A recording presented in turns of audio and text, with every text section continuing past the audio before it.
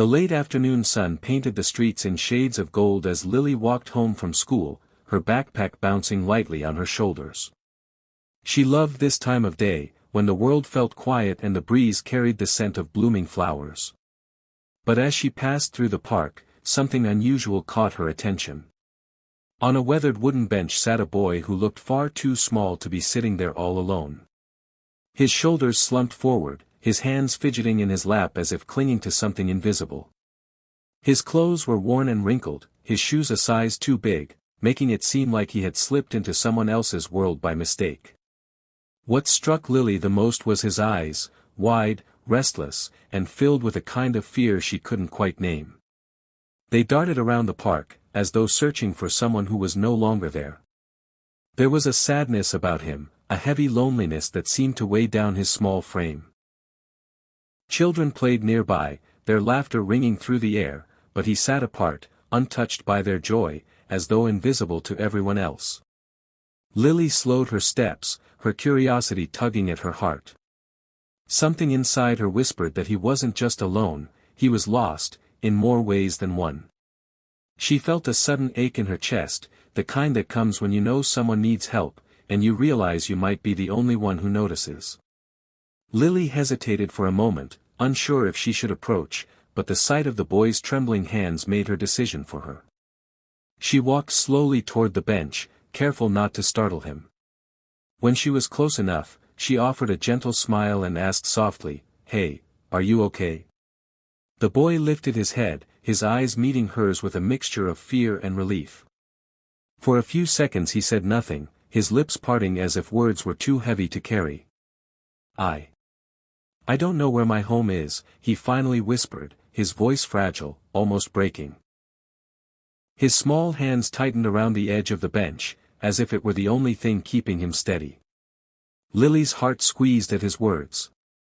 She could see how much effort it took for him to admit his fear. Without saying anything more, she opened her backpack and pulled out the sandwich her mom had packed that morning. She handed it to him, her hand steady, her eyes kind. "Here," she said, "you must be hungry." The boy hesitated before reaching out, his fingers brushing hers as he accepted it. He took a small bite, and for the first time, a faint spark of trust flickered in his eyes. Lily sat down beside him, not too close, but close enough for him to know he wasn't alone anymore. The playground noise continued in the background, but for Lily and the boy, the world seemed to grow quieter, as if it were waiting to see what would happen next. As the boy nibbled at the sandwich, Lily tried to keep her voice calm and gentle. She asked him simple questions. His name, where he had been, if anyone was looking for him. At first, he only shook his head or whispered short answers, but slowly the words began to come.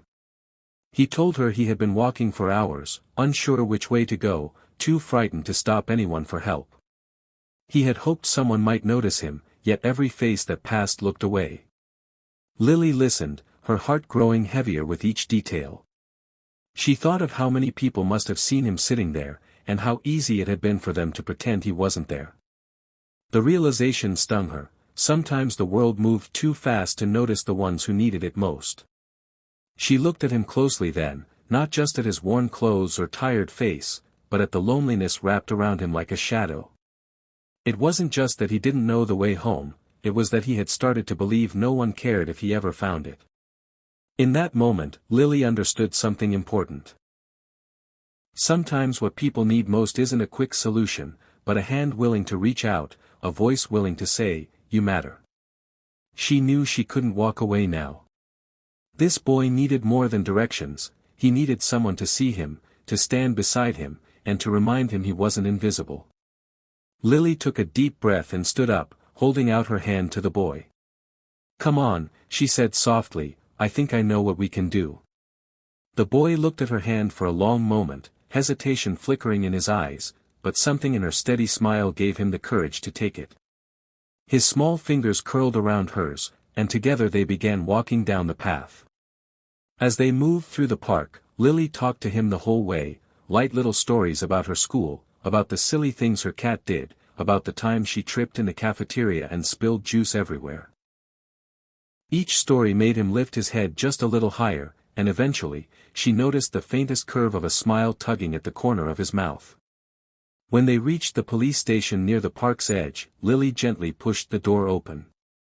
The boy clung to her hand, his eyes darting nervously, but she squeezed his fingers and whispered, "It's okay. You're safe now." Inside, an officer knelt down to his level, asking his name and where he lived. Lilly stayed beside him the whole time, never letting go until he nodded with relief at the mention of his mother. In that moment, something shifted. The fear in his eyes melted into tears of hope, and Lilly knew she had done the right thing. It wasn't just about finding his way home, it was about helping him believe that someone cared enough to lead him there. As the officers made the call to his family, the boy turned to Lilly, his eyes brimming with tears that were no longer just from fear, but from relief. He leaned closer and whispered, "Thank you, for finding me." The words were soft, but they carried the weight of his gratitude. Lily's throat tightened as she nodded, her heart swelling with warmth she had never felt before. A few minutes later, the door burst open and a woman rushed inside, his mother. She dropped to her knees, gathering him into her arms as tears streamed down her face.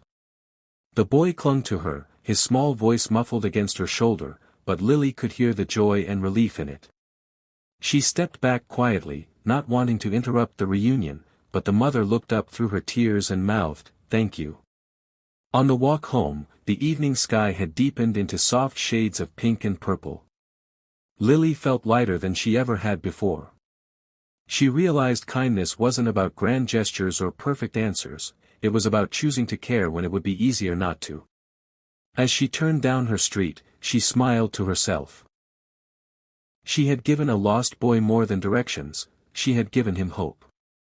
And deep inside, Lilly understood that compassion, even in the smallest acts, has the power to change someone's entire world.